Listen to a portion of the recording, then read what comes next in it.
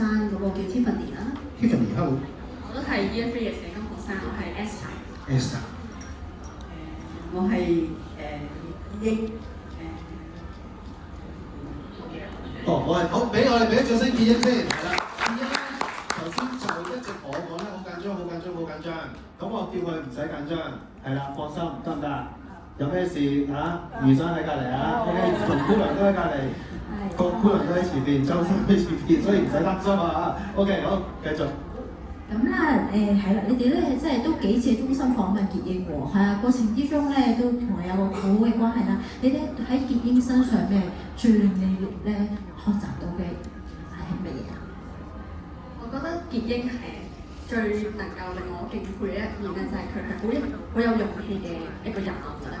因為傑英嘅其實原生家庭啊、自細嘅成長環境都唔算太好啦，即係佢冇話好得到家人嘅照顧啦。但係佢都依然係好堅持咁樣去做自己想做嘅事啦，唔會因為自己屋企原因咧而去被困喺嗰個家庭度。我覺得佢係好勇於去跳出所有嘅框架啦，去嘗試揾一個新嘅道路俾自己行，唔會屈服於命運嘅安排。所以我都好敬佩傑英啦，同埋我覺得呢個都係我哋要學習嘅一面，就係要對任何事情有困難嘅事情嘅時候咧，都要有勇氣。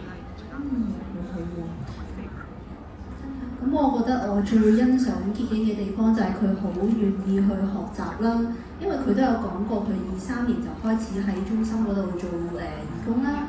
咁跟住佢有好多參加咗好多唔同嘅活動啦，有派蜜糖啊，有教啲長者做運動啊，同埋佢都好好學啦。佢參加咗一個好似係即係認識失智症嘅一啲班咁樣啦。所以我覺得到佢呢個年紀仲可以有一個咁願意去學習嘅心咧，係好值得我去欣賞嘅。係，唔好介意我咁講啊！初認識傑英咧，同而家嘅你咧，真係好大分別㗎。冇即係初認識你嘅你係比較咧冇咁多笑容嘅，好坦白。而家咧多咗好多，而且咧今年咧你仲攞咗獎喎！你一個係咩獎嚟㗎？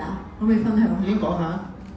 我今年攞咗2個獎，一個咧就金獎啦，同埋一個咧就嗰個叫最投入義工獎。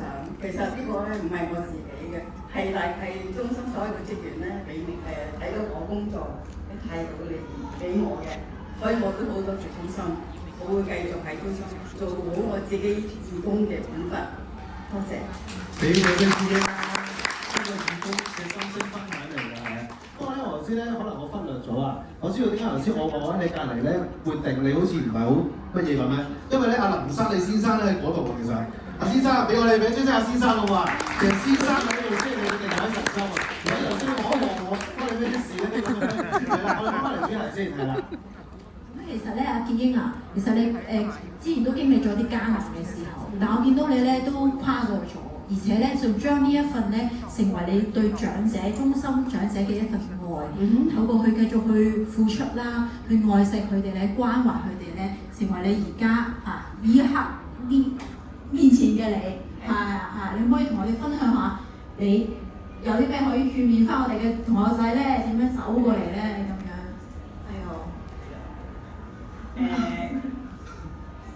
我哋簡單啲啊，不如我哋鼓勵下啲同學仔啊。可以啊。經一事長一智。係唔多啦。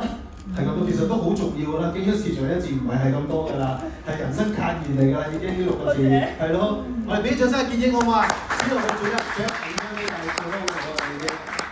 有冇同學咧？有冇啲咩想最尾同阿傑英講翻聲啊？多謝傑英都花出時間啦，去願意接受我哋嘅訪問啦。咁每一次咧，我哋都係喺中心度見面嘅。咁我哋傑英都係好準時嚟到啦，同埋好準備好房間啦，去開晒冷氣咁樣去歡迎我哋啦。因為知道我哋唔係好熟中心嘅架步嘅，我覺得傑英都好貼心，係啦，都好多謝佢願意接受我哋嘅訪問啦，同埋我過程中我哋都係好愉快嘅。其實即係傑英都分享咗好多嘅中心嘅生活啦，同埋個人嘅生活咁樣，好多謝你。